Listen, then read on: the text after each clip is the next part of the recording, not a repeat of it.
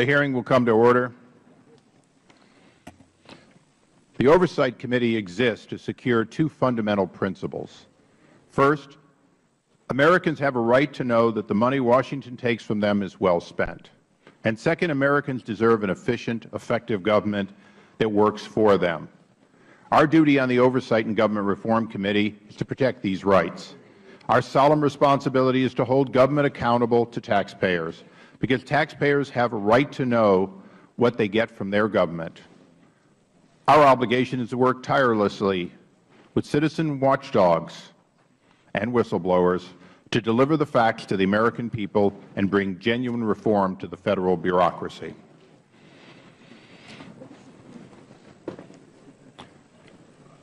On September 11, 2012, 4 Americans were murdered by terrorists. It was the 11th anniversary of the 9/11 terrorist attacks on New York and Washington.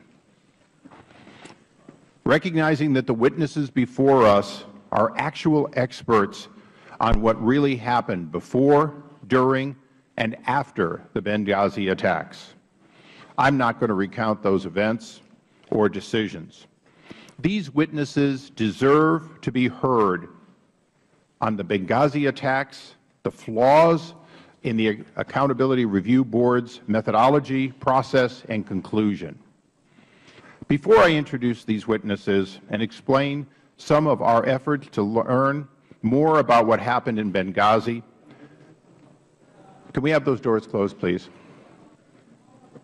I want to take a moment to reflect on and to recognize the brave Americans who lost their lives in that attack that day. I also want to note that there are friends and immediate family of those killed or injured that are with us here today.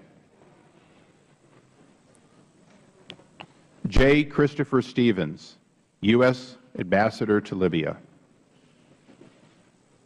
Sean Patrick Smith, Information Management Specialist. Tyrone Woods, Security Specialist and former Navy SEAL. Glenn Doherty, Security Specialist and former Navy SEAL.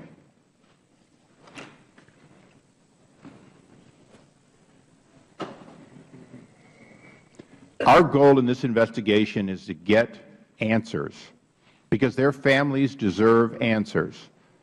They were promised answers at the highest level when their bodies came home. The President was there, the Vice President was there, the Secretary of Defense was there, the Secretary of State was there.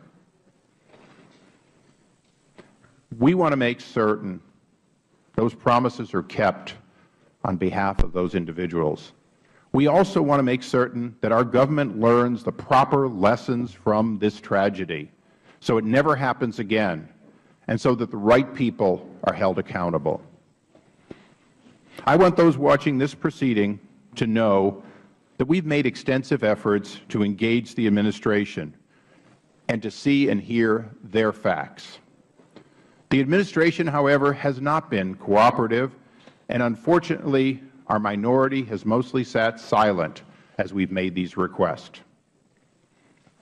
Some examples. On February 22nd, this committee wrote to Ambassador Pickering and Admiral Mullen, who, as required by law, were appointed by Secretary Clinton and co-chaired the Accountability Review Board investigation.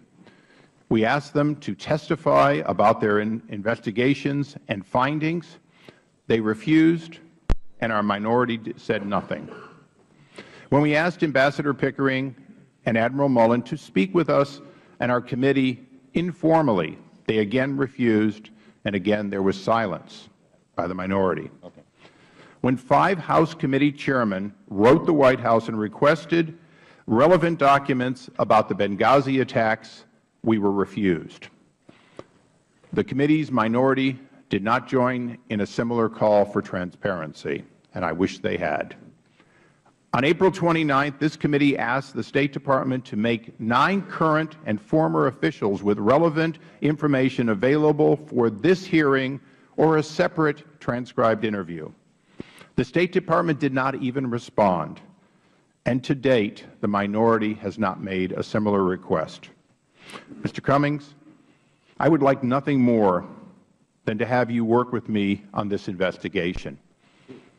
Because we've worked on other areas together, I still hold out hope that one day you will stand with me as this administration doesn't cooperate, when they ignore our inquiries. And when that day comes, together we will be far more effective. And now for our witnesses, or should I say our whistleblowers. Mr. Mark Thompson is the Acting Deputy Assistant Secretary in the State Department of Bureau of Counterterrorism. Welcome. Mr. Gregory Hicks is a 22-year veteran Foreign Service officer and the former Deputy Chief of Mission for the U.S. Embassy in Libya. After Ambassador Stevens was murdered, Mr. Hicks became the Acting Chief of Mission, or as they say, the Chargé d'Affaires. He was, in fact, in Libya, its highest-ranking officer, if you will, America's representative in Libya. Mr. Eric Nordstrom is the former regional security officer in Libya, and perhaps the foremost and most knowledgeable person about security requests that were made and denied to the U.S. diplomatic mission in Libya and in Benghazi, ultimately in Benghazi.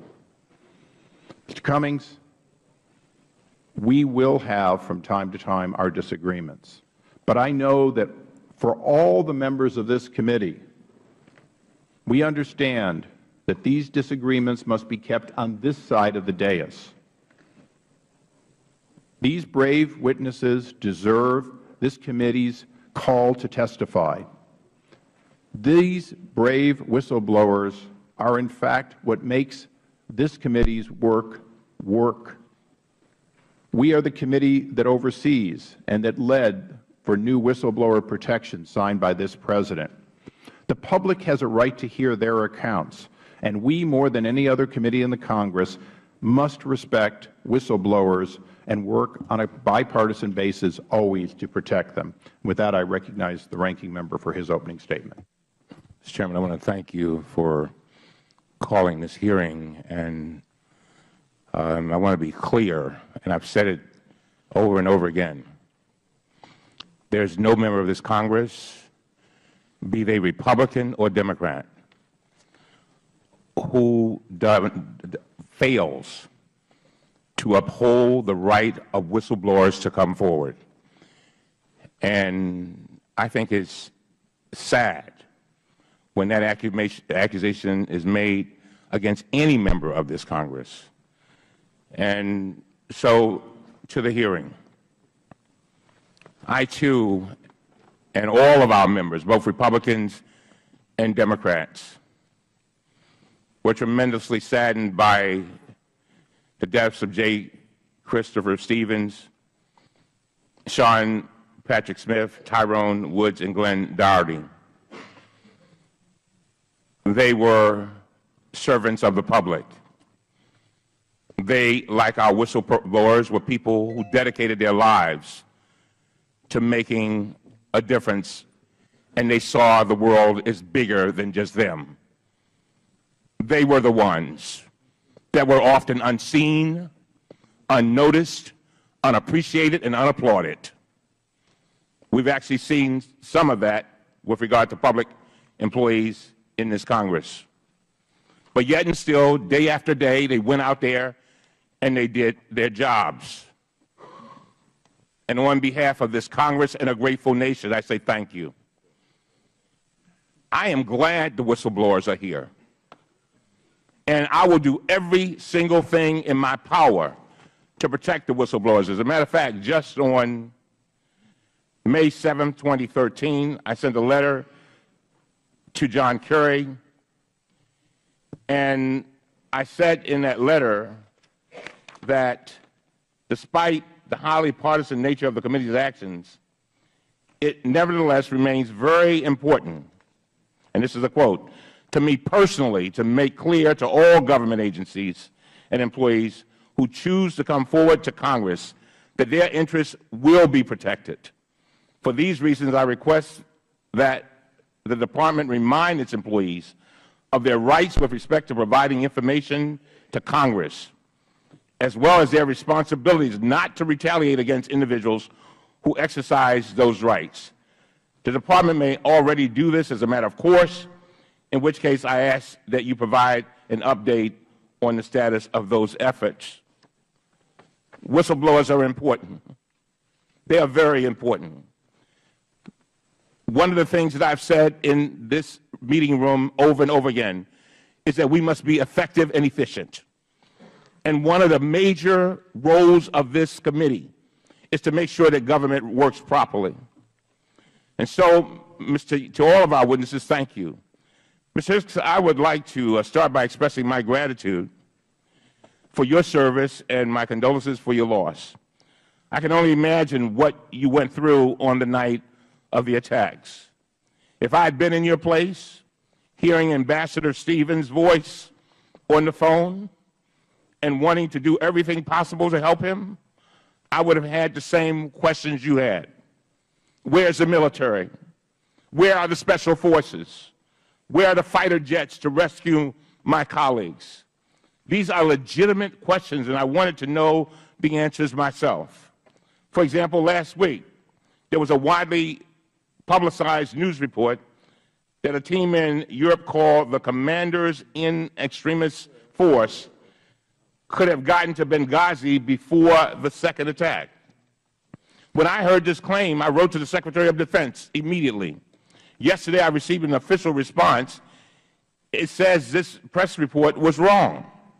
The team was too far away, and the logistical requirements were too great. Others have suggested that F-16s stationed at Aviano Air Force Base in Italy could have gotten there in time. But according to General Martin Dempsey, the chairman of the Joint Chiefs of Staff, who testified before the Senate in February, he said they could not. And this is our highest-ranking military member.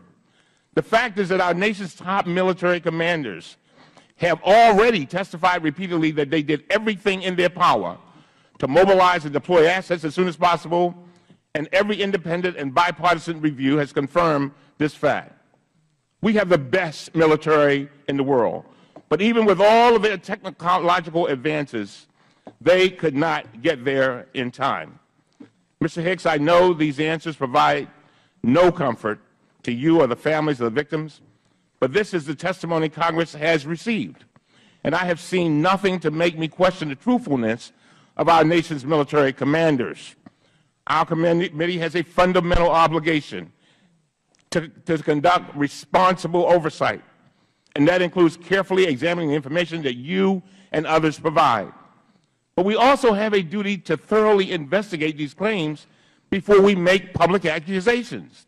In contrast, what we have seen over the past 2 weeks is a full-scale media campaign that is not designed to investigate what happened in a responsible and bipartisan way, but rather a launch of unfounded accusations to smear public officials. Let me be clear. I am not questioning the motives of our witnesses. I am questioning the motives of those who want to use their statements for political purposes. Chairman Issa has accused the administration of intentionally withholding military assets, which could have helped save lives on the night of the attacks. I say for political reasons. Of all the irresponsible allegations leveled over the past 2 weeks, this is the most troubling. And based on what our military commanders have told us, this allegation is simply untrue. Chairman Issa suggested that 4 military personnel were told to stay in Tripoli rather than board a plane in Benghazi at 6 a.m. the morning after the attack, supposedly because of the administration's political desire not to have a presence in Benghazi. There's no evidence to support this. As Mr. Hicks told the committee, one plane had already left for Benghazi at 1:15 a.m. that night, and it included a 7-person security team with 2 military personnel. The decision the next morning to keep 4 military personnel in place in Tripoli was not made by the White House or the State Department, but by the military chain of command. There are other allegations Chairman Issa went on national TV and accused Secretary Clinton of lying to Congress. He said she personally signed the State Department cable authorizing security reductions. We have now seen this cable, and she did not sign it. Her name is printed at the bottom, just like tens of thousands of cables sent every year from the department. As I close, the Washington Post fact checker called this accusation a whopper, that's their word, and gave it 4 Pinocchios. Chairman Issa attacked Ambassador Susan Rice for statements she made on Sunday talk shows, claiming the administration, quote, deliberately misled the American people. The claim has been directly contradicted by our nation's top intelligence official, General James Clapper. He has already testified before the Senate that these attacks against Ms. Rice were, quote, unfair, end of quote, because, quote, she was going on what we had given her, and that was our collective best judgment at the time. There have also been allegations that the Accountability Review Board, led by Ambassador Thomas Pickering and Admiral Mike Mullen, failed to examine the role of Ambassador Patrick Kennedy. This accusation is, again, inaccurate according to the board. And so, Mr. Chairman, if this committee is going to suggest that General Dempsey, General Clapper, and all are all involved in a conspiracy of withholding military assets and then covering it up, and if this committee is going to accuse Ambassador Pickering and Admiral Mullen of failing to fully investigate these attacks, the least we can do is have them invited to this hearing today or in a future hearing. And according to our conversation yesterday with regard to Admiral Pickering and Mullen, you have said that you plan to bring them in the future, and I appreciate that. Last but not least, I want to make it very clear to our witnesses. I respect the witnesses who are here today to offer their testimony. As a lawyer and an officer of the court, I have tremendous respect for evidence. But today's hearing is not the full story. I hope we will eventually hear our military, our intelligence, and our diplomatic officials. Then I hope we can turn to the real work, as the chairman has said, of this committee, which is ensuring that the department implements the recommendations to improve the security of our diplomatic officials serving overseas, those who are so often unseen, unnoticed, unappreciated, and unapplauded. With that, I yield back. I thank the gentleman. Fortunately, today, I'm not the witness. I'd now like to invite our witnesses. First, Mr. Mark Thompson, a 20-year career United States Marine, who 2 years before his retirement from the Marine Corps was assigned to the State Department, where he brought his experience in serving in all 4 Marine divisions and in numerous amphibious forces to the State Department. For 17 years, he has used that military experience and his accumulated knowledge of counterterrorism well. He has served and led teams in Baghdad, Iraq, in Latin America, in Southeast Asia, and in Africa. When in 1996 he joined the State Department as a U.S. Marine, he was brought there because of what he knew and what they needed to know.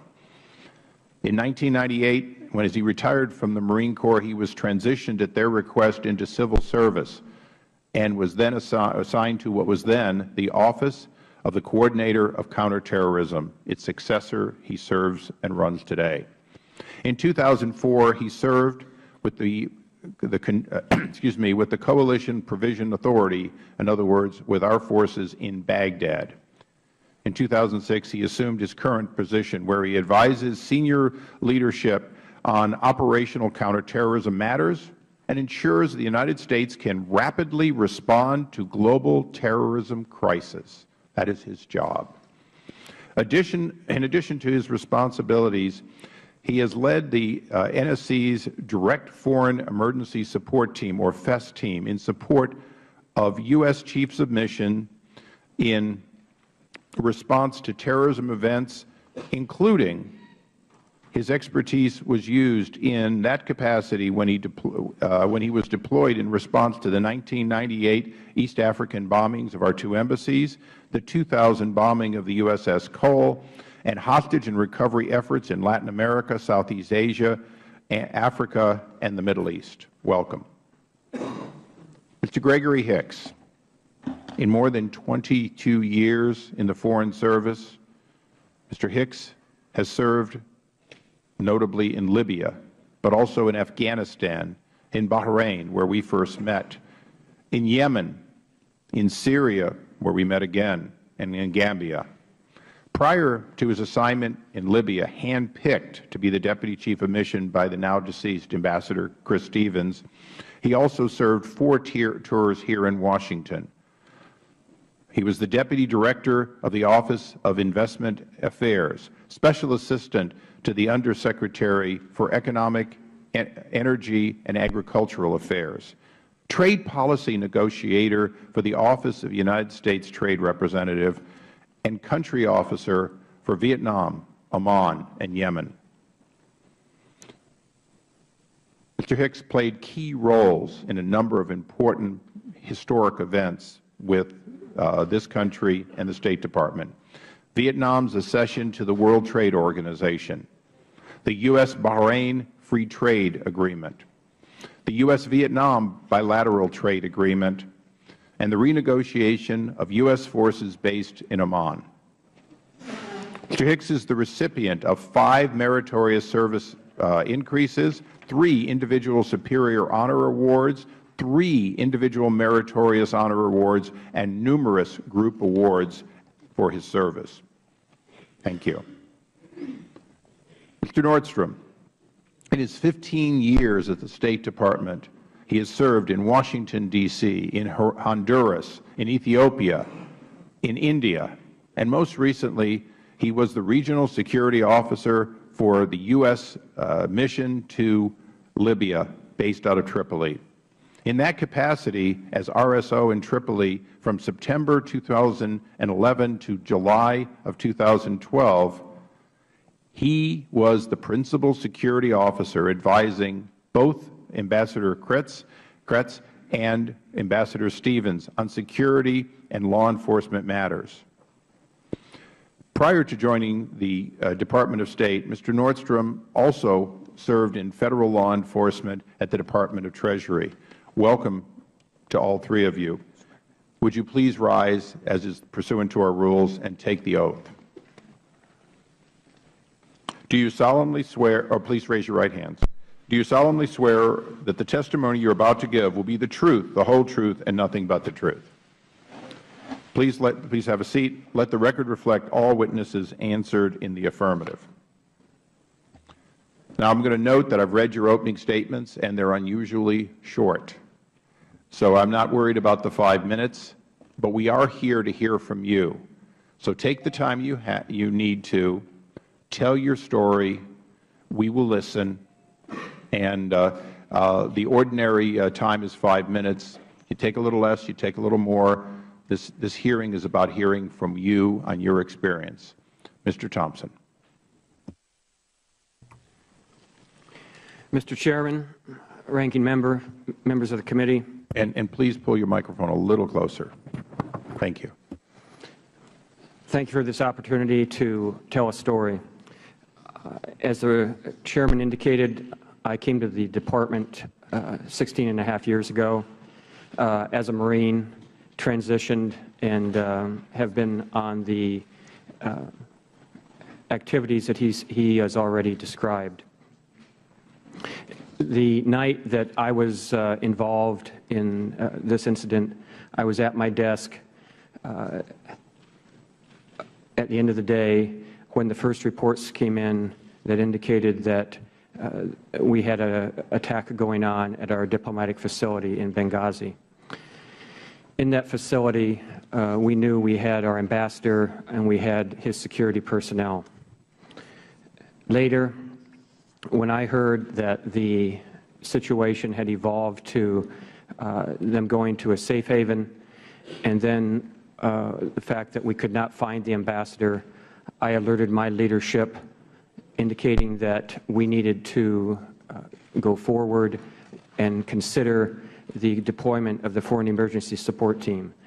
That particular team is an interagency team. It's been represented as something that the State Department deploys. It does not. The Deputies Committee of the National Security Council deploys that organization. But I wanted that considered. I notified the White House of my idea. They indicated that meetings had already taken place that evening that had taken FEST out of the menu of options. I called the office within the State Department that had been represented there, asking them why it had been taken off the table, and was told that it was not the right time and it was not the team that needed to go right then. Let me explain the team a little more. It is comprised of the leadership from my office. It is comprised of professionals from Special Operations Command, from Diplomatic Security, from the intelligence community, from FBI.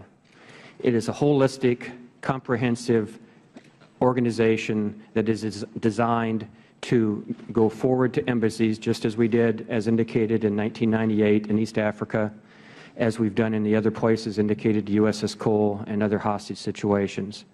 It is designed to be the glue and the connective tissue that gets all the options on the table for the decision makers.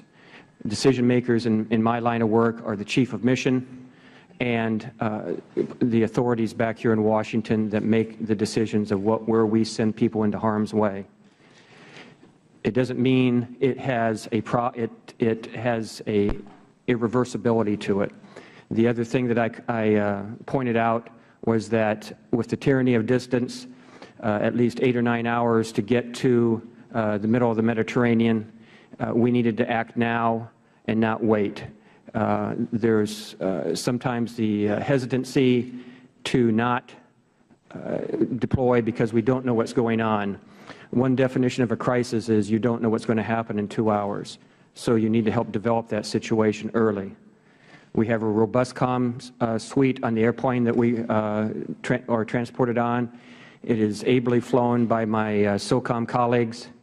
It is on alert to do just this mission, and it's designed to carry a comprehensive team to a conflict or a crisis and to help the ambassador and work for the ambassador and or the Chief of Mission to handle that crisis and to make sure he or she has the best information possible to make decisions and to make recommendations back to Washington.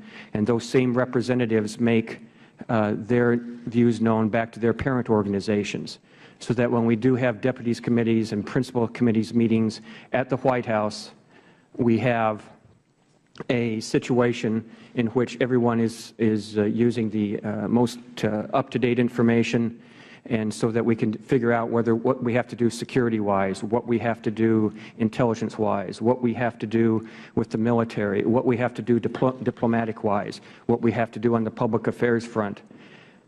That works for the Chief of Mission, and I can't emphasize that enough. We are not there to subsume any activities. The experts on the team know that the real experts are in the embassy, and they work for the Chief of Mission to do that. My time is drawing to a close. I'll end there and await your questions. Thank you. Mr. Hicks. Thank you, Mr. Chairman. Thank you. We really will have to, you're pretty soft spoke, and get it a little closer. I'll try to get this up here. Thank you, Mr. Chairman. Thank you, Ranking Member. Thank you, members of the committee. I am a career public servant. Until the aftermath of Benghazi, I loved every day of my job. In my 21 years of government service prior to Tripoli, I earned a reputation for being an innovative policymaker who got the job done.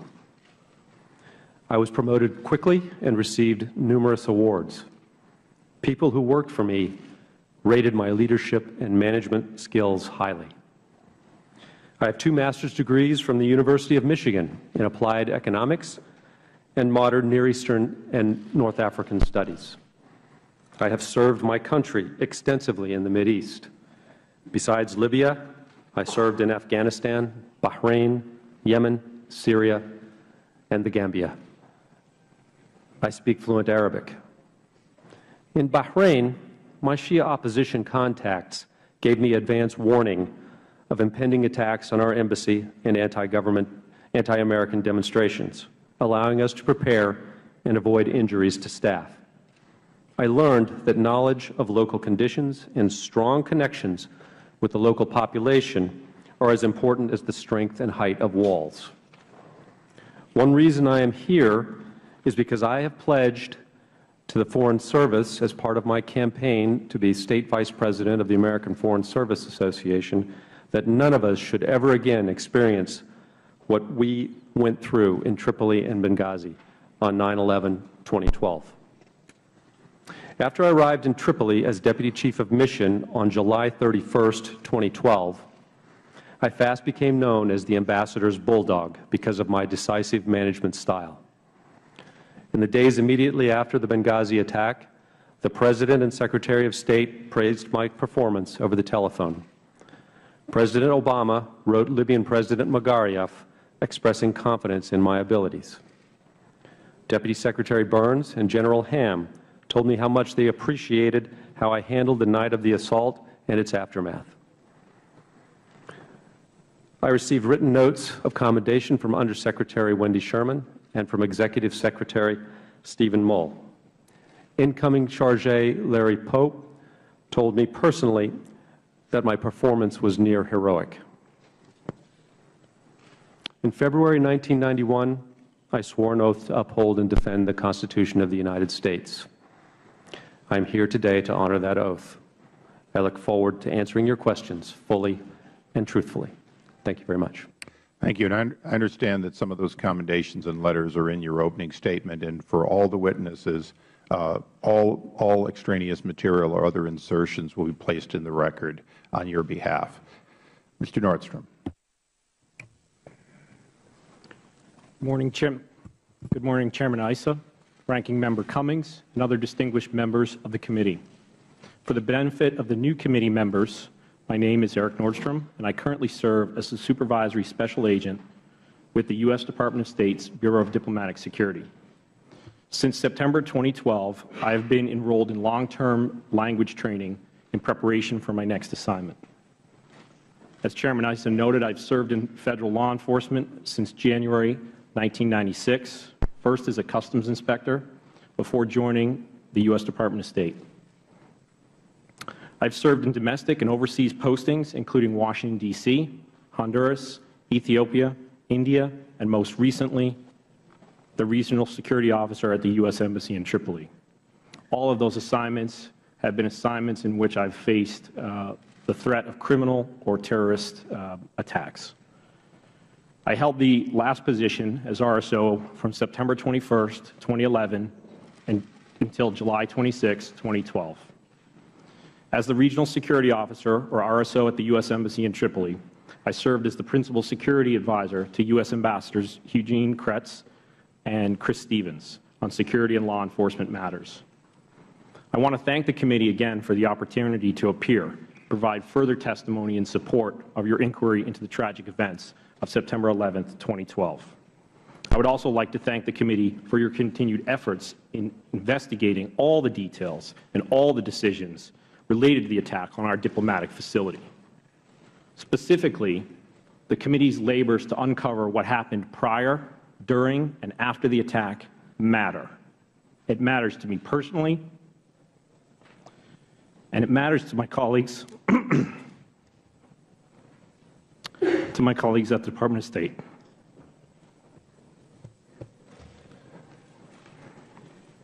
It matters to the American public for whom we serve.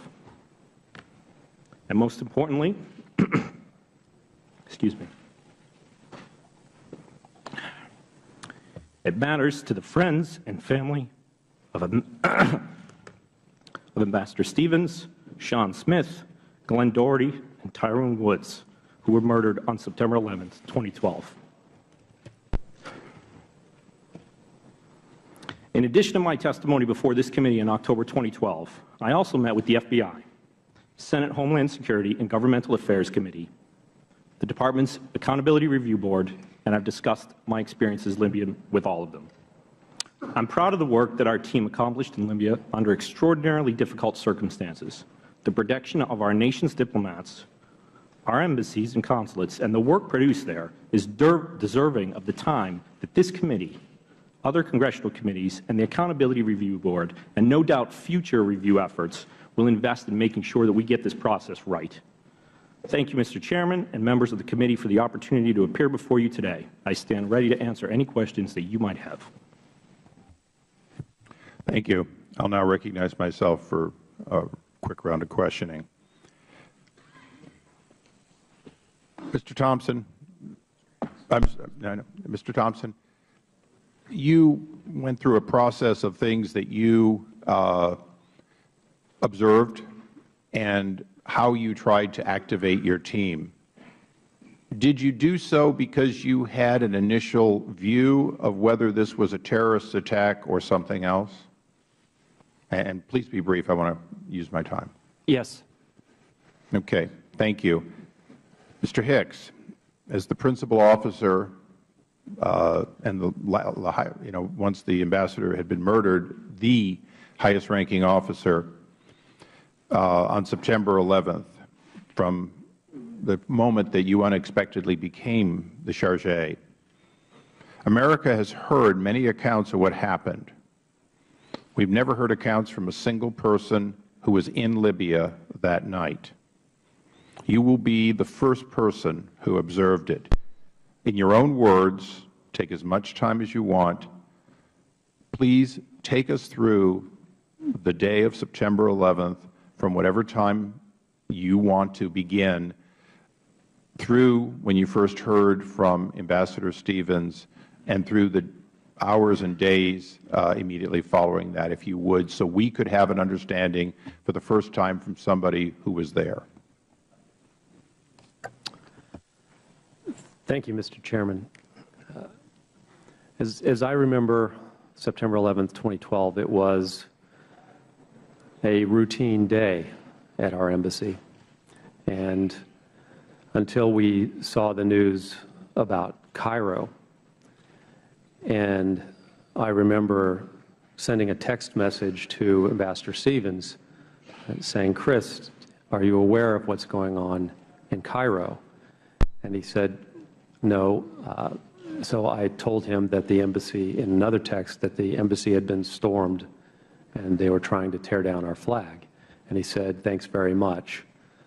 And then I went on with business.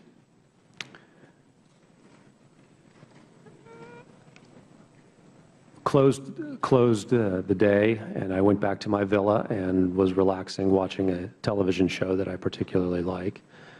And at 9:45 p.m., and all times will be Libyan times, there's a 6-hour time difference, the RSO, John Martinek, ran into my villa yelling, "Greg, Greg, the consulate's under attack."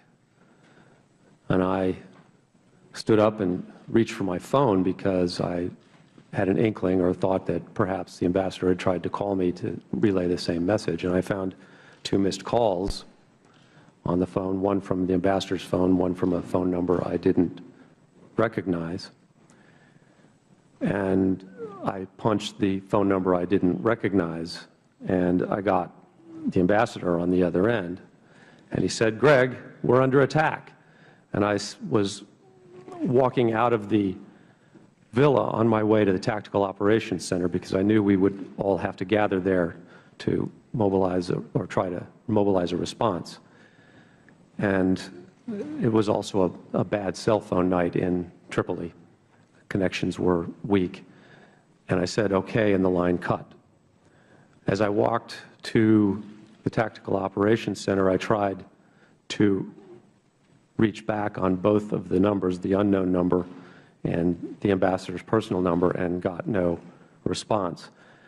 When I got to the Tactical Operations Center, I told people that the ambassador, that I had just talked to the ambassador and what he said. At the time, John Martinek was on the phone with Alec Henderson in Benghazi, the RSO there. And I asked one of our DS agents, what number did I reach Ambassador Stevens on? And he said, oh, that's Scott Wickland's telephone. Scott Wickland was Ambassador Stevens' agent in charge, his personal escort for that night, and was with him in the villa during the attack.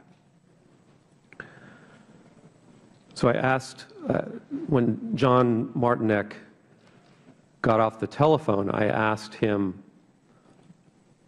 what was going on, and he said that the consulate had been breached and there were at least 20 hostile individuals armed in the compound at the time. So I next called the annex chief to ask him if he was in touch with the Benghazi annex to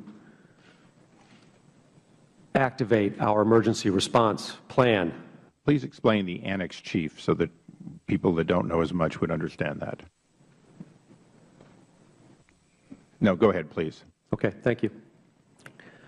And he said that he had been in touch with the annex in Benghazi, and they said they were mobilizing a response team there to go to our facility and provide reinforcements and to repel the attack. With that knowledge, I called the Operations Center at the State Department at approximately 10 p.m. to report the attack and what we were doing to respond to it. The next thing I did was to begin calling the senior officials in the government of Libya that I knew at the time. And so I dialed first President Magariev's chief of staff and reported the attack and asked for immediate assistance from the government of Libya to assist our folks in Benghazi. I followed that up with a call to the Prime Minister's chief of staff to make the same request, and then to the MFA, America's director. MFA is Ministry of Foreign Affairs. The defense attaché was at the same time calling the leadership of Libya's military with the same purpose, to ask them for assistance. Once that was done, I called again to Washington to report that these actions had been commenced. Over that night, that is basically how our team operated. I was talking to the government of Libya, reporting to the State Department through the Operations Center, and also staying in touch with the annex chief about what was going on. Let me step back 1 minute, if I could, and say that I also discussed with the annex chief about mobilizing a Tripoli response team, and we agreed that we would move forward with chartering a plane from Tripoli to fly a response team to Benghazi to provide additional reinforcements. The defense attaché was also reporting through his chain of command back to AFRICOM and to the Joint Staff here in Washington about what was going on in the country.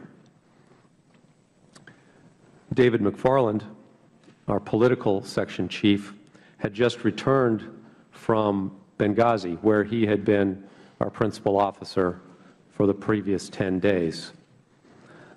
And so he jumped into this picture by reaching out to his contacts in Benghazi and trying to get them at the local level there to respond to the attack. And he also was in touch with our local employee there as well. Excuse me if I check my notes here. It's a long. The attack unfolded in 4 phases, or the night unfolded in 4 phases. The first phase was the attack on our consulate. This story is well known, I think. The Benghazi response, the consulate was invaded. The Villa C, where the ambassador and Sean Smith and Scott Wickland were hiding in the safe area, was set on fire. The attackers also went into another building. They were unable to enter the Tactical Operations Center in Benghazi because of improvements to that facility that had been made. Scott attempted to lead the ambassador and Sean Smith out of the burning building. He managed to make it out. He tried repeatedly to go back in to try to rescue Sean and the ambassador, but had to stop due to exposure to smoke. The response team from the annex in Benghazi, 6 individuals, drove the attackers out of our compound and secured it temporarily. There have been estimates as high as 60 attackers were in the compound at one particular time. There were repeated attempts by all of the RSOs and by the response team from the annex to go into the burning building and recover or try to save Sean and the ambassador. They found Sean's body and pulled it out, but he was no longer responsive. They did not find the ambassador. And I spoke with a medical officer, one of our medical officers after the attack, and the heroism of these individuals in repeatedly going into a petroleum-based fire cannot be understated. Petroleum, according to our regional medical officer, petroleum-based fires emit enormous amounts of cyanide gas. And he told me that one full breath of that would incapacitate and kill a person if exposed to it. It was noticed that a second wave of attackers was coming to attack the facility, and our teams evacuated 5 RSOs and Sean Smith in one vehicle, which suffered heavy fire, but they managed to break through and get to the annex. And then the annex team also withdrew from the facility, and the second wave of attackers took it over. After the second phase of the evening occurs, the timing is about 11:30 or so. The second phase commences after the teams have returned to the annex, and they suffer for about an hour and a half probing attacks from terrorists. They are able to repulse them, and then they desist at about 1:30 in the morning. The Tripoli response team departs at about midnight and arrives at about 1:15 in Benghazi. If I may step back again to Tripoli and what's going on there at this point. At about 10:45 or 11 o'clock, we confer, and I asked the defense attaché who'd been talking with AFRICOM and with the Joint Staff, is anything coming? Will they be sending us any help? Is there something out there? And he answered that the nearest help was in Aviano, and the nearest where there were fighter planes. They said that it would take 2 to 3 hours for them to get on site, but that there also were no tankers available for them to refuel. And I said, thank you very much. And we went on with our work.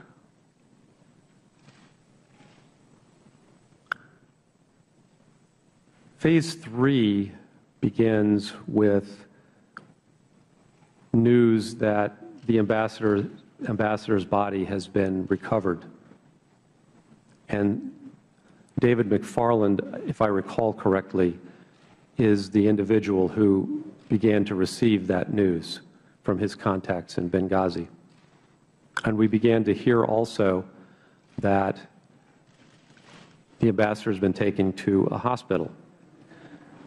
We don't know initially which hospital it is, but through David's reports, we learn that it is in a hospital which is controlled by Ansar al-Sharia, the group that Twitter feeds had identified as leading the attack on the consulate. We're getting this information as the Tripoli response team arrives in Benghazi at the airport. Both our annex chief and the annex chief in Benghazi and our defense attaché are on the phone during this period trying to get the Libyan government to send vehicles and military and/or security assets to the airport to assist our response team. At this point, this response team looks like it may be a hostage rescue team, that we are going to need to send them to try to save the ambassador, who is in a hospital that is, as far as we know, under enemy control. Our contacts with the government in Tripoli are telling us that the ambassador is in a safe place, but they imply that he is with us in the annex in Benghazi. And we keep telling them, no, he is not with us. We do not have him.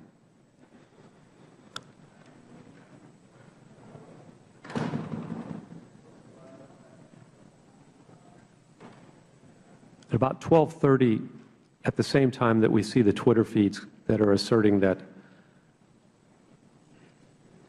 Ansar al-Sharia is responsible for the attack, we also see a call for an attack on the embassy in Tripoli.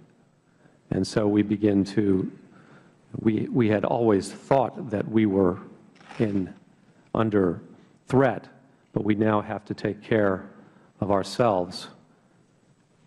And we begin planning to evacuate our facility. When I say our facility, I mean the State Department residential compound in Tripoli, and to consolidate all of our personnel at the annex in Tripoli. We have about 55 diplomatic personnel in the two annexes. On that night, if I may go back, I would just like to point out that with Ambassador Stevens and Sean Smith in Benghazi, there are 5 diplomatic security agents, assistant regional security officers. With us at our residential compound in Tripoli, we have the RSO John Martinek, 3 assistant regional security officers protecting 28 diplomatic personnel. In addition, we also have 4 Special Forces personnel who are part of the training mission.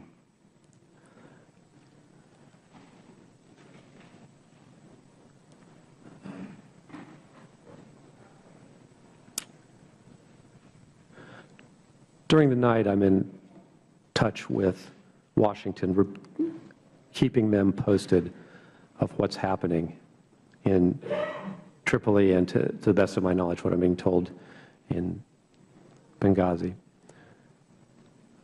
I think at about 2 p.m., 2 a.m., sorry, the Secretary of State Clinton called me, along with her senior staff. We're all on the phone.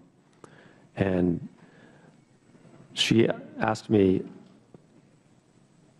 what was going on, and I briefed her on the developments. Most of the conversation was about the search for Ambassador Stevens. It was also about what we were going to do with our personnel in Benghazi. And I told her that we would need to evacuate.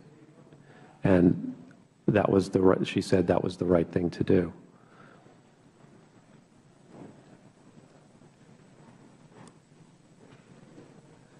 At about 3 a.m., I received a call from the Prime Minister of Libya. I think it's the saddest phone call I've ever had in my life. He told me that Ambassador Stevens had passed away. I immediately telephoned Washington that news afterwards. And began accelerating our effort to withdraw from the Villas compound and move to the annex.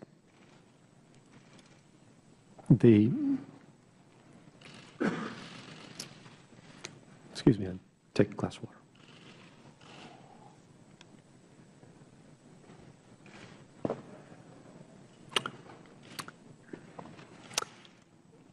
Our team responded with amazing discipline and courage in Tripoli in organizing our withdrawal. I have vivid memories of that. I think the most telling, though, was of our communications staff dismantling our communications equipment to take with us to the annex and destroying the classified communications capability. Our office manager, Amber Pickens, was everywhere that night, just throwing herself into some task that had to be done. First, she was taking a log of what we were doing. Then she was loading magazines, carrying our ammunition supply to our vehicles. Then she was smashing hard drives with an axe. Alan Greenfield, our management officer, was a whirlwind of activity, organizing the vehicles, to lining them up, finding the drivers, making sure everybody was getting the things that they would need for the coming days. John Martinick was a mountain of moral support, particularly to the guys who were in Benghazi. He was on the phone talking them through the whole ordeal. David McFarland on the phone constantly, all the time, talking to his contacts in Benghazi, urging them to help. Lieutenant Colonel Phillips and Lieutenant Colonel Arndt, Lieutenant Colonel Gibson, mountains of strength. I'm awed. I'm still in awe of them.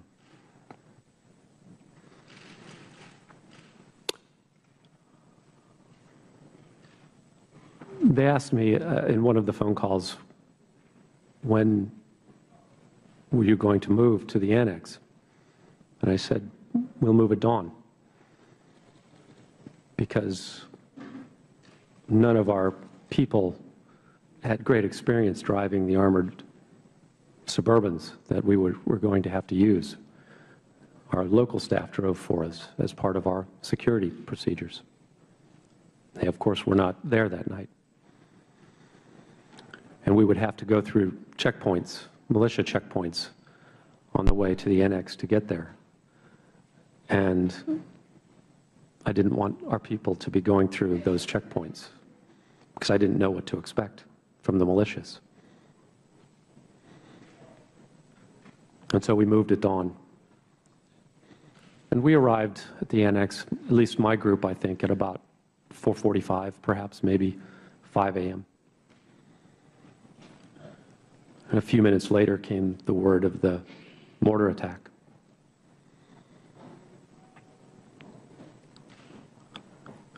If I could return to Benghazi a little bit, talk through Tripoli. I'm sorry if I bounce back and forth, but the Tripoli team was basically had to stay at the Benghazi airport because they had no transport and no escort from the Libyans. After the announcement of Chris's passing, military escort and vehicles arrived at the airport.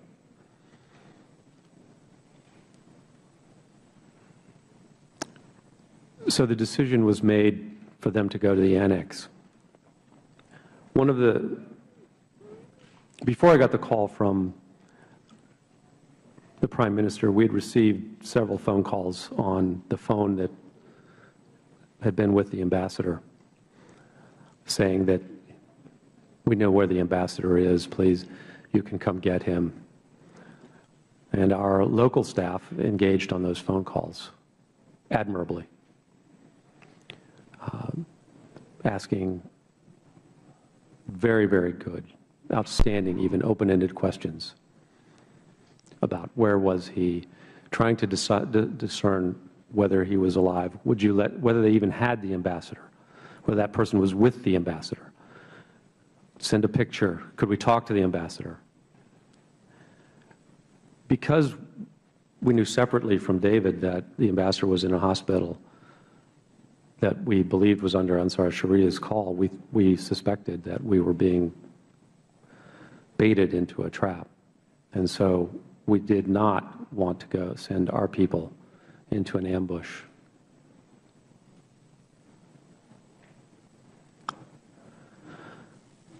And we didn't. We sent them to the annex. Shortly after they arrived at the annex, the mortars came in. First mortar round was long. It landed actually among the Libyans who escorted our people. They took casualties for us that night. Then the next was short. The next three landed on the roof, killing Glenn and Tyrone, severely wounding David.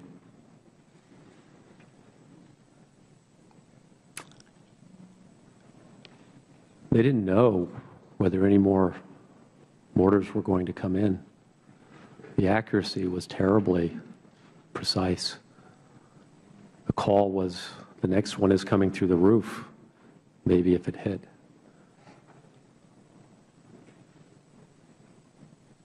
Two of the guys from Team Tripoli, they climbed up on the roof. They carried Glenn's body and Tyrone's body down. One guy, about Mark's size, full combat gear, climbed up there, strapped David Ubben, who's a large man, to his back, carried him down the ladder, saved him.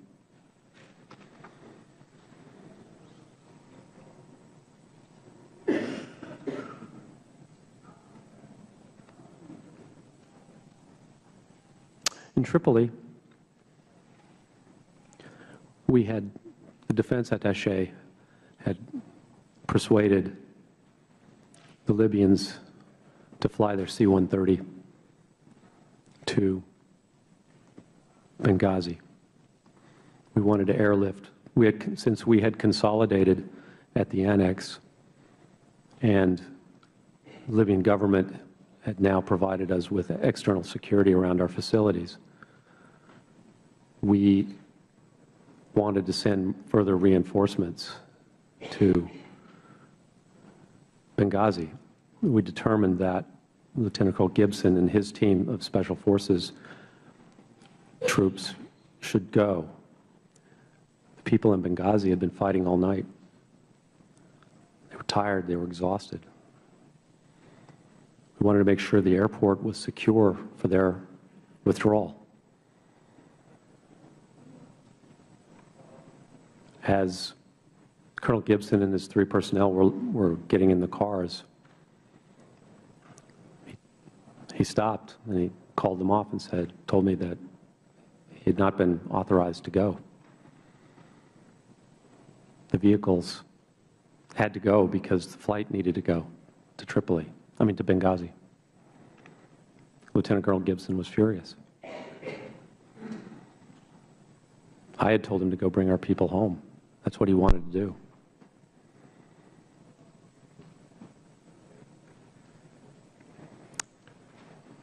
Paid me a very nice compliment. I won't repeat it here.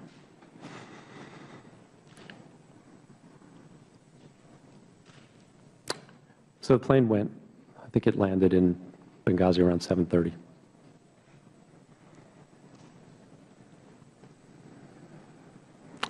The other thing that we did was, and I want to mention Jackie Levesque's name in this hearing. She was our nurse. We'd initially thought that that she should go to Benghazi. One of the Special Forces with Lieutenant Colonel Gibson's team was our last military-trained medic available. He had a broken foot in a cast. I still remember him walking to go and get in the car with his machine gun, carrying a machine gun on his shoulder.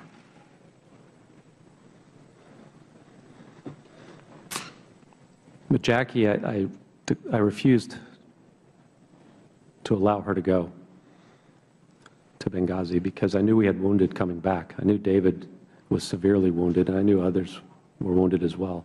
And Jackie had just made terrific contacts with a hospital in town.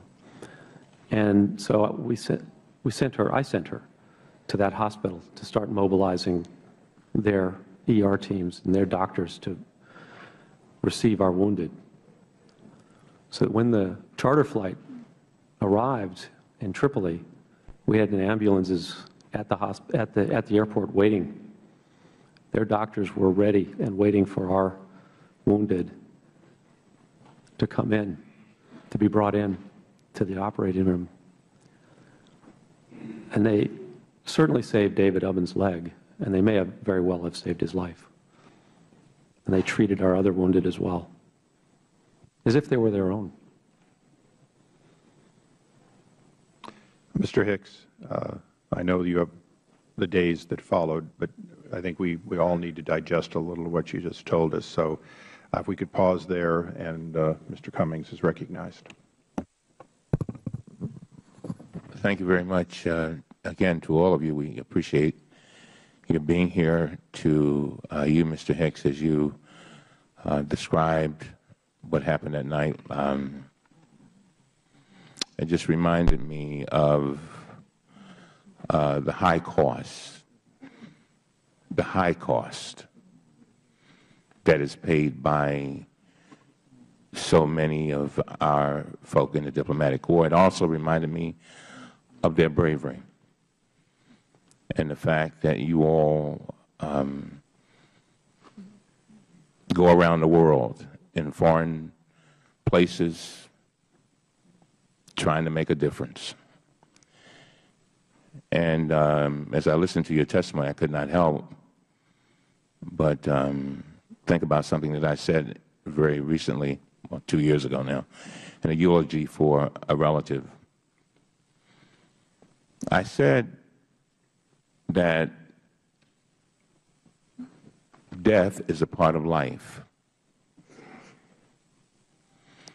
but so often we have to find a way to make life a part of death.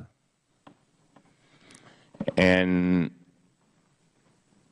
I guess the reason why I'm saying that, I want to go back to something Mr. Nordstrom said when he said that he wanted to make sure that, and all of you have said it pretty much, you want to make sure we learn from this so that your comrades and our 4 members of the diplomatic corps who sadly passed away, so that this never happens again. And I appreciate it. I know this is difficult. I know it is. We all feel your pain. And so I just want to, going back to what Mr. Nordstrom said, trying to make sure we have a complete picture. Because there's another piece to this, too, and that is that we have some balancing here today to do today. We have to listen to you all, and this is really, really difficult because we've got some statements that have been made, not necessarily by you, but interpreted. While we have to protect you, we also have to protect your fellow employees. In other words, protect is maybe not the right word, but make sure that they're treated fairly. So you understand what I'm saying? The balance. And I'm just trying to make sure I get, in your words, Mr. Nordstrom, a complete picture. That's all.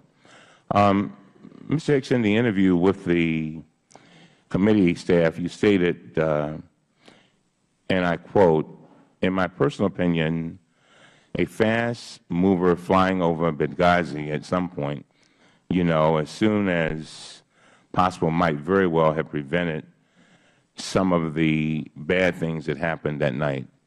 Is that right? Did you say that? Yes, sir, I did.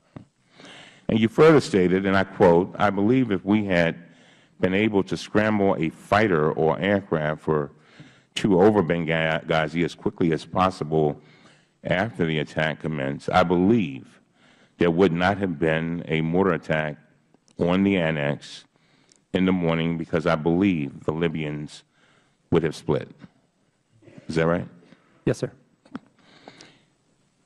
At a hearing in February before the Senate Armed Services Committee, General Dempsey, Chairman of the Joint Chiefs of Staff, was asked whether we could have deployed F-16s from Aviano Air Base in Italy, and he explained why we could not. And these are his words, and we're just trying to make sure we get the complete picture here. For a couple of reasons, and I quote, this is a quote, "For a couple of reasons. One is that in order to deploy them, it requires this is the middle of the night now. These are not aircraft on strip alert. They're there as a part of our commitment to NATO and Europe. And so as we looked at the timeline, it was pretty clear that it would take up to 20 hours or so to get them there." Mr. Hicks, I understand that you wanted planes to get to Benghazi faster. If I were in your shoes, I would have wanted them to get there yesterday. And that is completely understandable, but the Chairman of the Joint Chiefs of Staff said they simply could not get there quickly. Mr. Hicks, do you have any reason to question General Dempsey's testimony before the Senate? Again, I was speaking from my perspective. I understand. On the ground in Tripoli, based on what the defense attaché told me. And he said 2 to 3 hours. Okay. But there were no tankers. All right. And I also was speaking with reference to conversations I had had with veteran Libyan revolutionaries and other personnel who had experienced the Libyan revolution and who had told me that the Libyan people were very well aware of, that American and NATO air power had been decisive in their victory. And I was also speaking to their view, again, that Libyans would not stand if they were aware that American aircraft were in the vicinity. I understand. So former Secretary of Defense Leon Panetta also testified in February, and he said this, and I quote, he said, "Soon after the initial reports about the attack, the President ordered all available DoD assets to respond to the attack in Libya and to protect U.S. personnel and interests in the region. Some have asked why other types of armed aircraft were not dispatched to Benghazi. The reason is because armed UAVs, AC-130 gunships or fixed-wing fighters with associated tanking, armaments, targeting, and support capabilities were not in the vicinity of Libya, and because of the distance, would have taken at least 9 to 12 hours, if not more, to deploy. This was pure and simple a problem of distance and time, end of quote. Do you question his testimony? Sir, again, the defense attaché said to me that fighter aircraft in Aviano would not be able to be over Benghazi for 2 to 3 hours. Mr. Cummings. What I'm going on, what the defense attaché told me. Thank you. And I assure you that in regards to your earlier statement, we will bring in people where we can have that discussion, hopefully with knowledgeable people chosen on both sides of could they or couldn't they. I think it's a good line of questioning, perhaps not for the Ambassador. Mr. Chairman. You could certainly have another minute. Yeah. Thank you very much, Mr. Chairman. But it's extremely important that I ask these questions because a lot has been put out there in the air, and all these folks aren't here for no reason. And I know we will get those questions answered, but all we have is you today, and I'm glad to have you. But in other words, I'm just trying again. Remember what I said to you all earlier. And everybody on this committee should know this.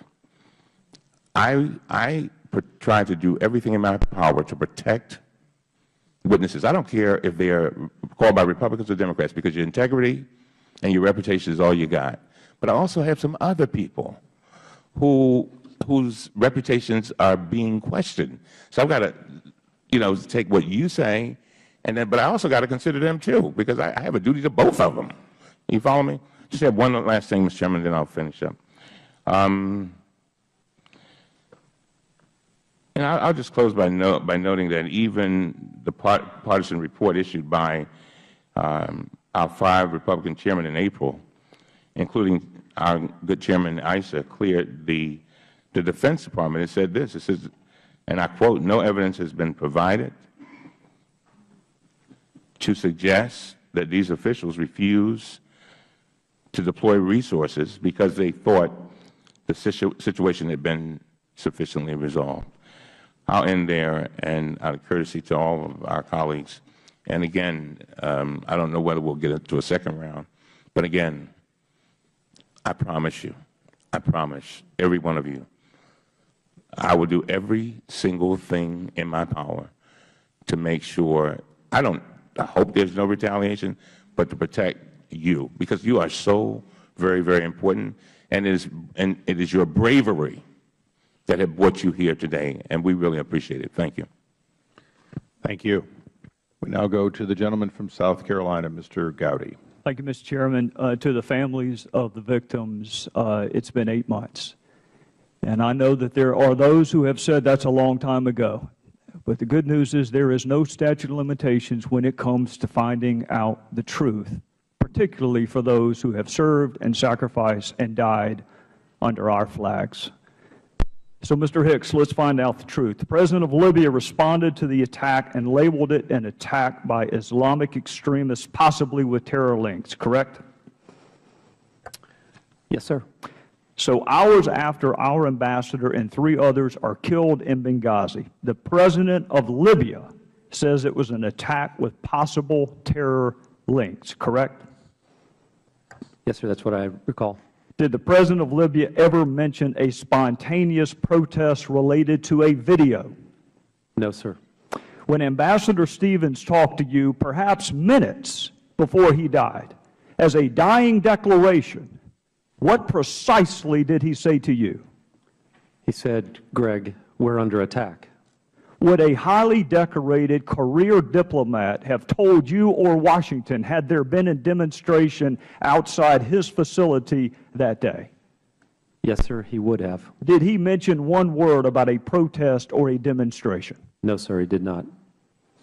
So fast forward, Mr. Hicks, to the Sunday talk shows and Ambassador Susan Rice. She blamed this attack on a video. In fact, she did it 5 different times. What was your reaction to that? I was stunned.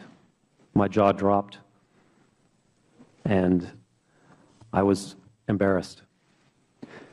Did she talk to you before she went on the 5 Sunday talk shows? No, sir. You were the highest-ranking official in Libya at the time, correct? Yes, sir. And she did not bother to have a conversation with you before she went on national television? No, sir. So Ambassador Rice directly contradicts the evidence on the ground in Libya. She directly contradicts the president of Libya. She directly contradicts the last statement uttered by Ambassador Stevens. Mr. Hicks, who is Beth Jones?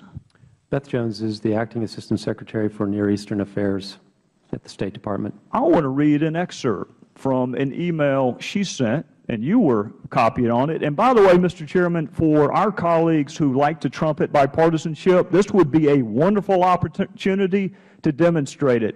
Some of these emails, even though they're not classified, have not been released, Mr. Chairman, including the one that I'm going to read from.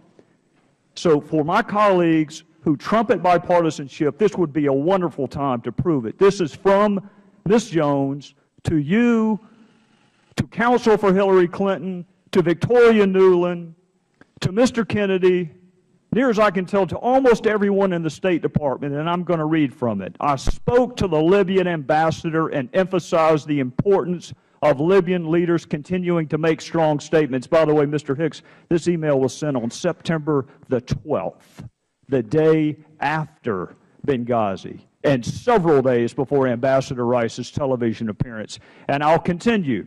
When he said his government suspected that former Gaddafi regime elements carried out the attacks, I told him that the group that conducted the attacks, Ansar al-Sharia, is affiliated with Islamic terrorists. Let me say that again, Mr. Hicks. She told him, the State Department, on September the 12th, days before our ambassador went on national television, is telling the ambassador to Libya, the group that conducted the attacks, Ansar al-Sharia, is affiliated with Islamic terrorists. Mr. Hicks, I want to know 2 things. Number one, why in the world would Susan Rice go on 5 Sunday talk shows and perpetuate a demonstrably false narrative? And secondarily, what impact did it have on the ground in Benghazi, the fact that she contradicted the president of Libya? As to the first question, I cannot provide an answer, but perhaps you should ask Ambassador Rice. I would love the opportunity to do just that. As to the second question,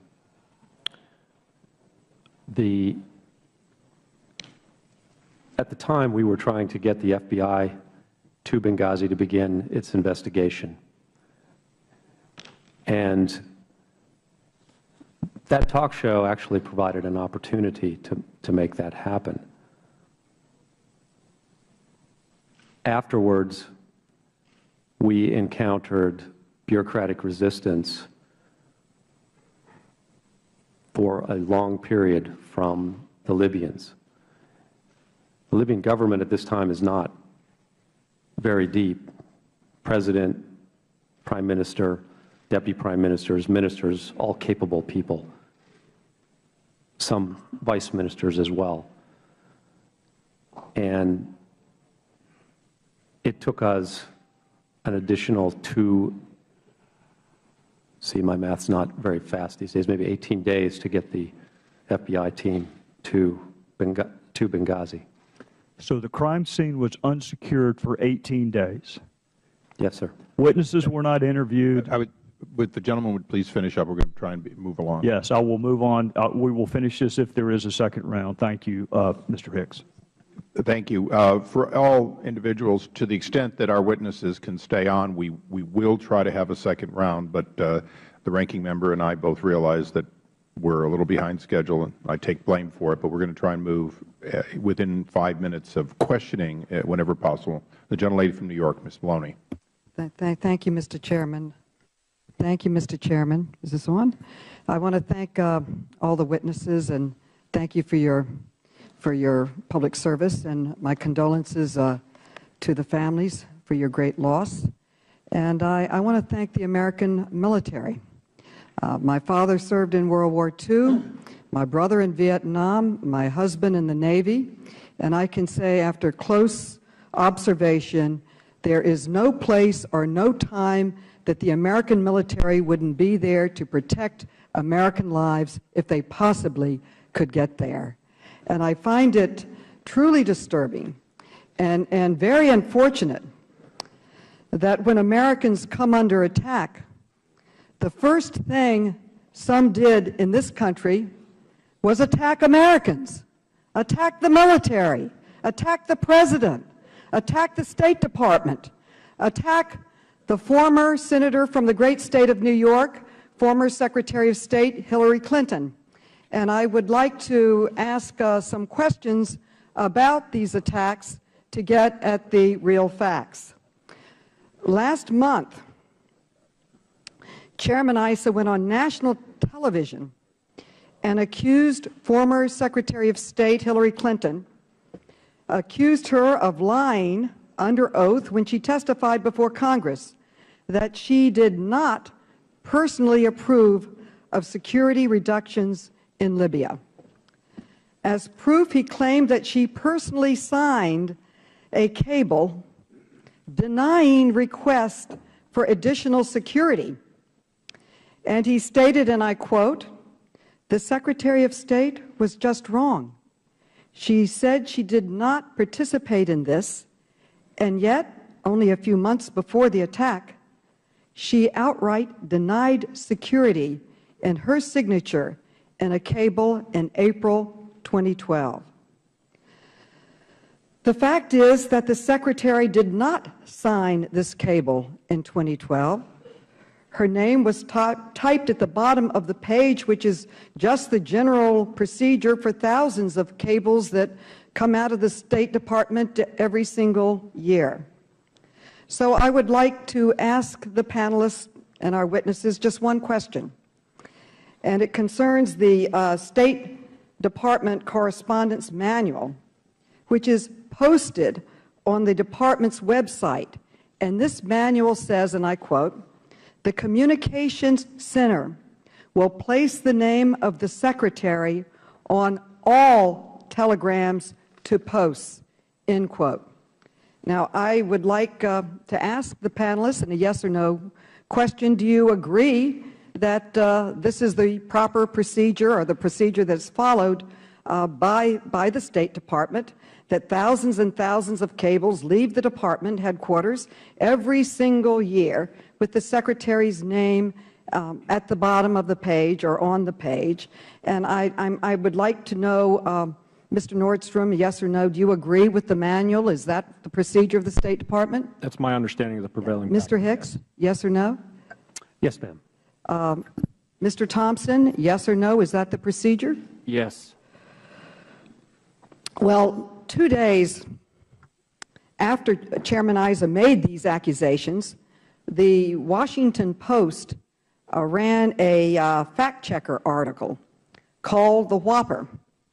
And I would like to ask unanimous consent to place this in the record.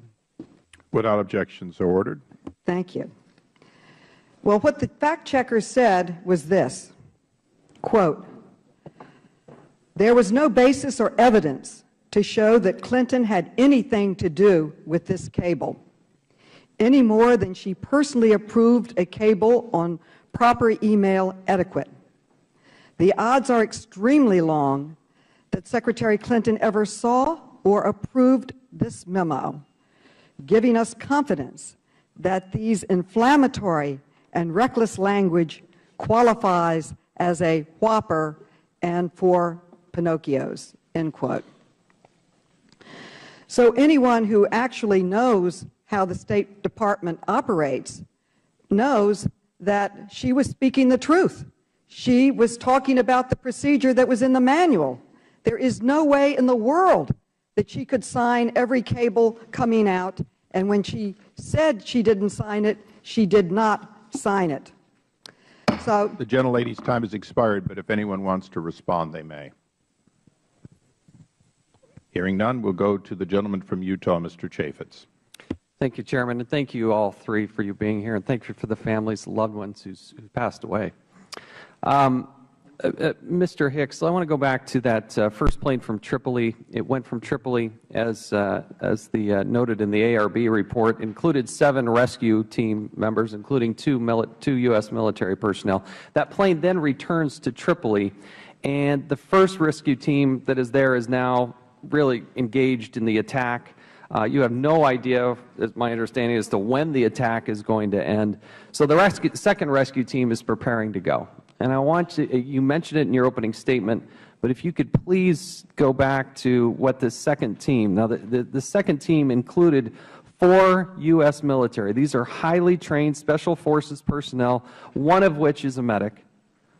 And yet these military personnel do not operate under your authority, and your permission is not enough for them to go. Explain to me again exactly what happened.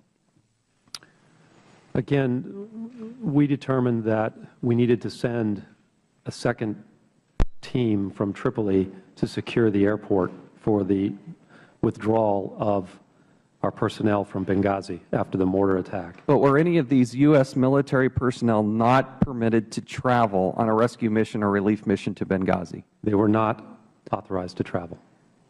What happened with those personnel? They remained in Tripoli with us. The medic went with the nurse to the hospital to lend his skills to the treatment of and care of our wounded. How did the personnel react to being told to stand down? They were furious. I can only say, well, I will quote Lieutenant Colonel Gibson. He said, "This is the first time in my career that a diplomat has more balls than somebody in the military." So the military is told to stand down, not engage in the fight. These are the kind of people willing to engage. Where'd that message come down? Where'd the stand down order come from? I believe it came from either AFRICOM or SOC Africa. And my understanding is that General Ham was actually not in Stuttgart, where AFRICOM's headquartered, but he was in Washington, D.C. Is that correct? I don't know the whereabouts of General Ham on that night.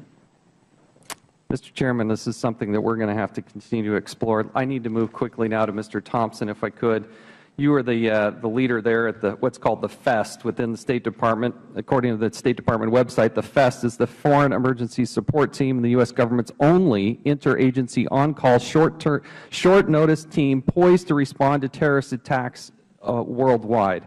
I want to read to you an excerpt of an email sent by you to Kathleen Austin Ferguson on Tuesday, September 11, 2012 at 9:58 p.m. Could you help me understand who is Kathleen Austin Ferguson?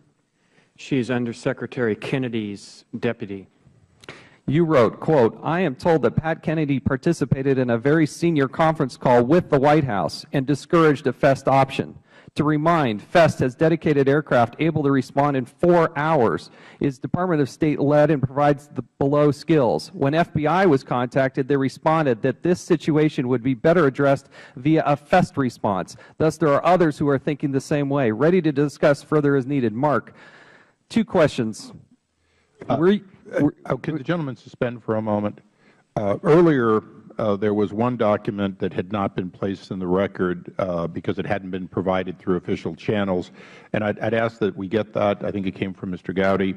And then, Mr. Chaffetz, if you could make your document available so we could make copies. And then for any other members on either side of the dais, if you plan to use a document that is not currently committee record, and I realize since we've gotten very little, there's very little committee records, please do us the favor of having copies so they can be distributed at or prior to the beginning of the questioning. I'm sorry to interrupt. Mr. Chairman, just one thing. Mr. Chairman, as you recall, yesterday I said I reminded you that we had never, with regard to Mr. Thompson, this is the first time we've gotten a syllable from him.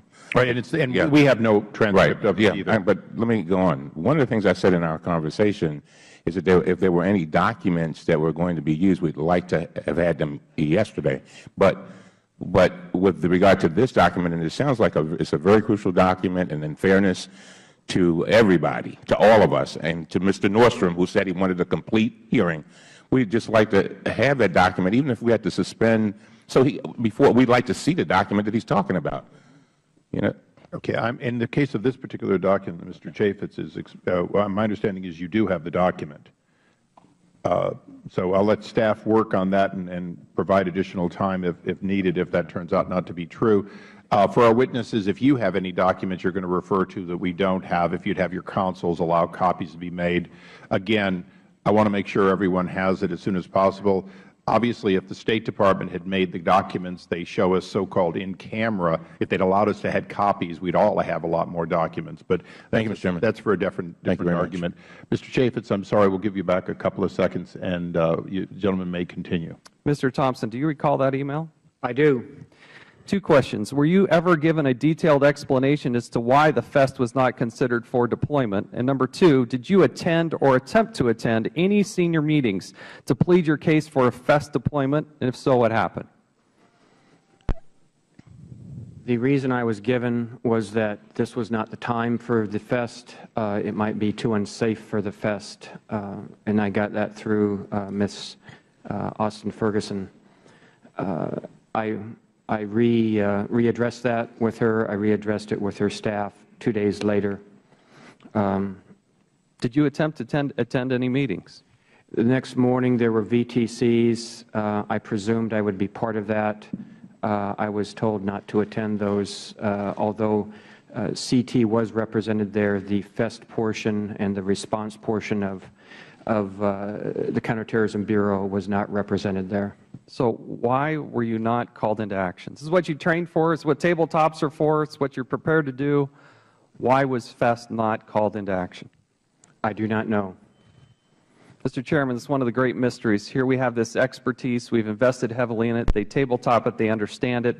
This is exactly what they trained for, and they were never asked to go into action. We had no idea how long or when this was going to end. Yield back. I thank the gentleman, and the gentleman is correct. We now recognize the gentlelady from the District of Columbia, Ms. Norton, for 5 minutes. Thank you, Mr. Chairman. Mr. Thompson, first I want to say to the families that we continue to feel deeply about your loss. I have some questions for Mr. Thompson concerning the role of the Counterterrorism Bureau. Now, Mr. Thompson, your lawyer said you were unwilling to talk with any Democratic member of this committee, so I've had to rely on statements that were made to the press. Your own statement is mostly biographical about the work you've done in Yemen and Latin America and the rest. Now, one report I found indicated that you believe that Secretary Clinton and Ambassador Patrick Kennedy, and here I'm quoting from this report, tried to cut the Counterterrorism Bureau out of the loop as they and other Obama administration officials weighed how to respond to and characterize the Benghazi attacks. Now, that's the end of that quote. Mr. Thompson, I'm asking you, is that quote accurate, that you believe that the Counterterrorism Bureau was intentionally kept out of the loop for political reasons? It is not. I indicated that the portion of the Counterterrorism Bureau that responds to crises, i.e., my part of the office, was pushed out of that discussion. The Counterterrorism Bureau was represented in subsequent meetings after the night of 9/11. So, do you believe you were kept out for political reasons? This quote makes it. I do not politicize my job, Madam. I have served under 3 presidents, starting with President Clinton up to the present. I've served 6 secretaries. I've got to of state. continue. I do Mr. not- Thompson, I was do just not quoting the criticize. quote. So the quote isn't entirely accurate then? Correct. All right. That's very important for the record, that Mr. Thompson is not saying that they were kept out of the loop for political reasons. This week, this quote apparently caused your former boss in the Counterterrorism Bureau at the State Department, I'm speaking now of Ambassador Daniel Benjamin, to issue a public statement disagreeing with this allegation in particular, which was in quotes. And he said, and I am now quoting him, "It has been alleged that the State Department's Counterterrorism Bureau was cut out of the discussion and decision-making in the aftermath of the Benghazi attacks. I ran the Bureau then, and I can say with certainty that as the former coordinator for counterterrorism, that this charge is simply untrue." Do you agree with Ambassador Benjamin? I agree that the Counterterrorism Bureau was included, but there's a distinction with a difference with respect to the portion of the Counterterrorism Bureau that would be most effective in the aftermath of an attack. Now, all of this was under diplomatic Ambassador compound. Benjamin. He didn't say one portion or the other. You are yourself saying, although the Bureau was represented,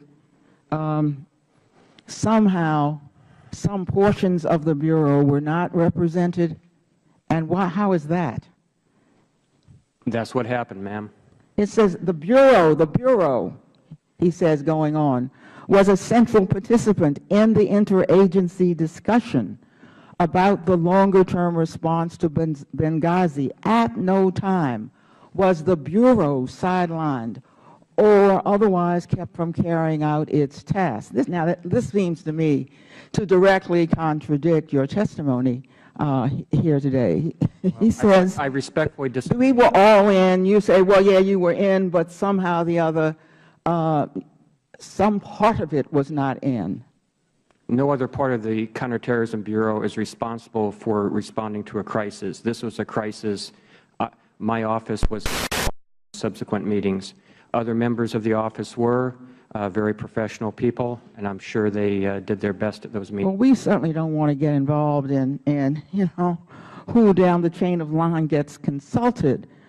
But the ambassador says after the attack, the first question to arise that involved the Counterterrorism Bureau was whether or not the Foreign Emergency Support Team should be deployed. The question of deployment was posed early, and the Department decided against such a deployment. In my view, it was appropriate to pose the question, and the decision was a correct one. Now, were you aware that your superiors were consulted about the decision not to employ the Foreign Emergency Support Team? You can go ahead and earlier go ahead and answer that, although the gentlelady's time has expired. Answer. As earlier indicated, ma'am, I was told that by the Undersecretary of Management's office.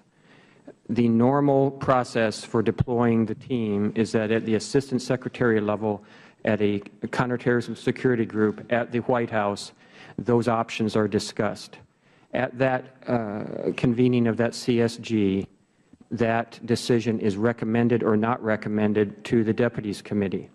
It is not solely a State Department function or authority to launch the Foreign Emergency Support Team, even though we are one part of it.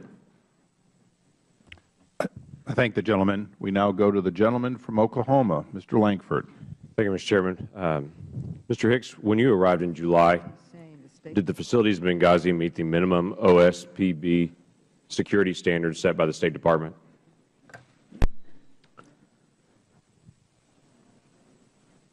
According to the regional security officer at the time in Tripoli, John Martinek, they did not. What about the facilities in Tripoli? The Benghazi facilities did not meet the minimum standards of the facilities in Tripoli? Again, according to the regional security officer in Tripoli, John Martinek, they were very weak, yes. They did not meet. They did not meet. Do you think they were close to meeting the standards? No, sir. Mr. Nordstrom, before you left as the RSO, did the facilities have the number of security personnel that you had requested? No, they did not. Mr. Nordstrom, there are a very, very small number of facilities worldwide that are considered by GAO critical or high threat level for personnel serving in our different embassies and consulates. Tripoli and Benghazi, were they listed as critical or high threat level? They were. That was something that I had put in my written testimony as well. Correct. By statute, Mr. Nordstrom, who has the authority to place personnel in a facility that does not meet the minimum OSPB standards? As I had noted in there, the OSPB standards go in tandem with SECA, which is Secure Embassy Construction, both of which derived out of the East Africa bombings or were strengthened after that. It's my understanding that since we were the sole occupants of both of those facilities, Benghazi and Tripoli, the only person who could grant waivers or exceptions to those was the Secretary of State. Mr. Hicks, why was Ambassador Stevens headed to Benghazi? There were a lot of concerns about him. There were a lot of security issues that Mr. Nordstrom has listed in numerous reports leading up to his trip there. Why was the Ambassador headed there? According to Chris, Secretary Clinton wanted Benghazi converted into a permanent constituent post. Timing for this decision was important. Chris needed to report before September 30th, the end of the fiscal year, on the physical and the political and security environment in Benghazi to support an action memo to convert Benghazi from a temporary facility to a permanent facility. In addition, Chris wanted to make a symbolic gesture to the people of Benghazi that the United States stood behind their dream of establishing a new democracy. Why was this timing important? Was it significant that he went right now? Was there some hesitation about him going at that moment for that length of time? Could he have waited a couple more months to be able to go? He had originally planned to go to Benghazi in October, but we had a 2-week gap in the principal officer position. Eric Gaudiosi was departed on August 31st, and his replacement was not due in the country until September 15th. We covered the initial 10-day period with David McFarland, and then the ambassador chose to go. And again, he chose to go for those reasons. What was the timeline on trying to make this a permanent facility, or was there anything pending that had to be accomplished by a certain deadline? We had funds available that could be transferred from an account set aside for Iraq and could be dedicated to this purpose. They had to be obligated by September 30th. Okay. And where did those instructions come from? This came from the Executive Office of the Bureau of Near Eastern Affairs. So they were told to go ahead and check everything out, get the process going in Benghazi because we had to do it, and we had to do it right now. He planned to go in October, but said we've got to get there earlier and get this started in. Plus, there was an opening as well of the principal officer. That's right. Mr. Nordstrom, on March the 28th, there is a cable that you sent to Washington requesting to keep the diplomatic security that you already had on the ground, that level of security, and not have that level of security decreased. Did you draft that cable? I did. Who was the intended recipient of that cable? Generally, those types of requests would go to our diplomatic security personnel, certainly DAS Charlene Lamb, who was with me before in October, testified, and certainly to Undersecretary of Management and Near Eastern Affairs would typically be the distribution for that. Okay. Thank you. My time is expired.